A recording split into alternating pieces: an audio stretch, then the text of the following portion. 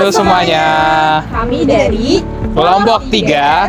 Di sini kami akan menjelaskan mengenai wisata gagal, Pantai Batu Pinagut dan hubungannya dengan otonomi daerah. Selamat menonton. Halo semuanya, perkenalkan nama aku Anindya Sukma Ayu dengan NIM belakang 0353. Halo semuanya, kenalin nama aku Thalia Intan Hapsari dengan NIM 23080101354. Halo semuanya, kenalin nama aku Selila Putri dengan NIM belakang 355. Hai, perkenalkan nama aku Ilham Rendiza Raya dengan NIM belakang 356. Pantai Batu Pinagut, salah satu permata tersembunyi di utara Sulawesi. Memikat, memesona, dan kaya akan budaya. Namun, di balik pesonanya itu, terdapat kenyataan pahit yang harus kita hadapi, yaitu kurang terkelolanya dengan baik dari Pantai Batu Pinagut itu sendiri. Kira-kira apa sih penyebabnya dan bagaimana itu bisa menjadi wajah dari otonomi daerah tersebut? Terletak di Desa Boroko, Kecamatan Kaidapang, Kabupaten Bolang, Mongodo Utara, Pantai Desa Pinagut memiliki pasir putih yang lembut, batu granit yang eksotis, dan tradisi mandi safar yang mengakar dalam masyarakat. Lokasinya hanya 3 km dari pusat kabupaten dan telah ditetapkan sebagai kawasan pariwisata alam dalam Perda tentang Rencana Tata Ruang Wilayah tahun 2013. Namun realitasnya, pantai ini seperti ditinggalkan. Pengamatan dan penelitian di lingkungan menunjukkan bahwa objek kajian wisata ini belum dikelola dengan baik, sehingga muncul 5 faktor penyebab utama yang menjadikan wisata ini menjadi wisata gagal. Yang pertama, belum disahkannya RIPDA atau Rancangan Induk Pengembangan Pariwisata Daerah. RIPDA ini adalah dokumen kunci yang menjadi acuan seluruh kebijakan, pembiayaan, dan pengelolaan sektor pariwisata daerah. Tanpa RIPDA, tak ada dasar hukum bagi pengelolaan pariwisata daerah. Yang kedua, bahwa belum adanya redistribusi pada pantai ini.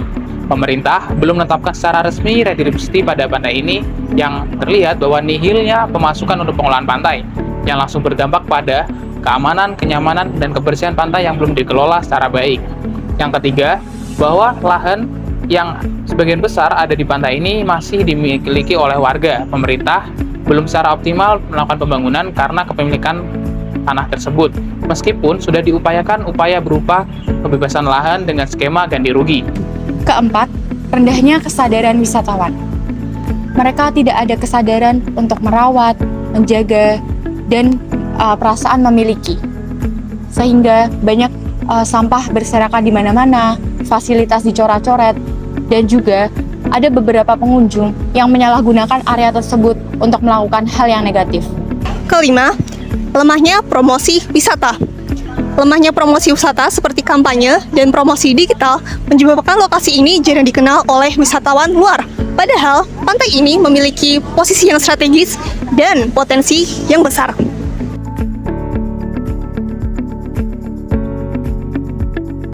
Dari kelima faktor penyebab utama yang telah dijelaskan tadi, yang paling dominan adalah belum disahkannya RIPDA. Padahal, RIPDA adalah jantung pembangunan pariwisata. Ia berfungsi sebagai pedoman pengelolaan kawasan, pengawasan investasi, pengalokasian ruang, dan dasar atas penentuan anggaran. Ironisnya, meskipun dokumen RIPDA di Kabupaten Mongodo Utara telah disusun sejak tahun 2010, namun hingga kini belum disahkan secara resmi, bahkan belum tercantum dalam nomor Perda. Pelaksanaannya benar-benar terhenti tanpa ada keberlanjutan yang jelas.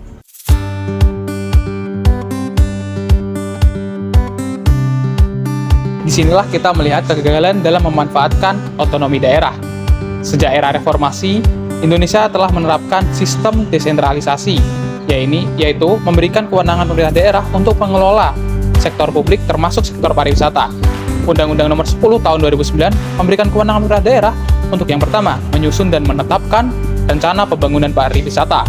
Yang kedua, menentukan destinasi dan objek pariwisata.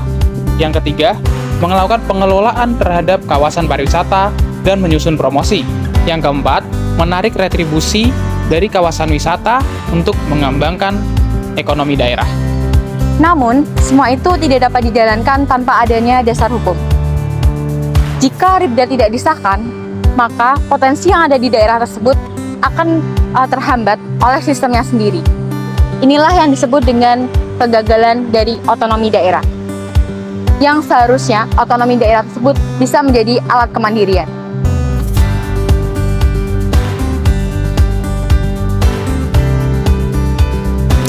Apa dampaknya? Wisatawan hanya datang sesekali. Fasilitas yang ada rusak karena tidak dipelihara.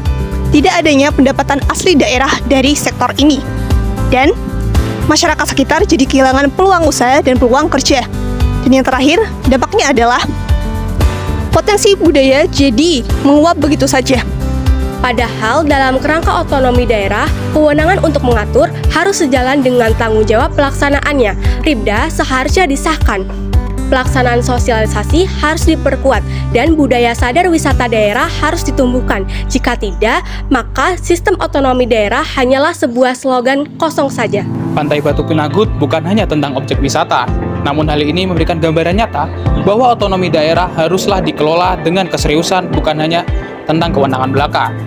Saat diberikan kuasa, maka tugas selanjutnya adalah memberikan kebijakan-kebijakan nyata untuk pembangunan tersebut. Semua ini dapat dimulai dengan satu langkah kecil, yaitu mengesahkan Ribda.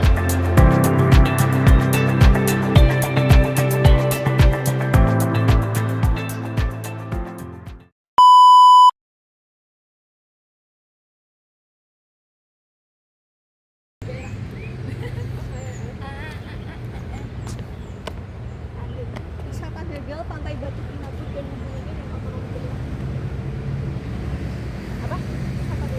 Tapi cakep sih kameramu sini. Bening coy. Thank you. Kami kelompok yes.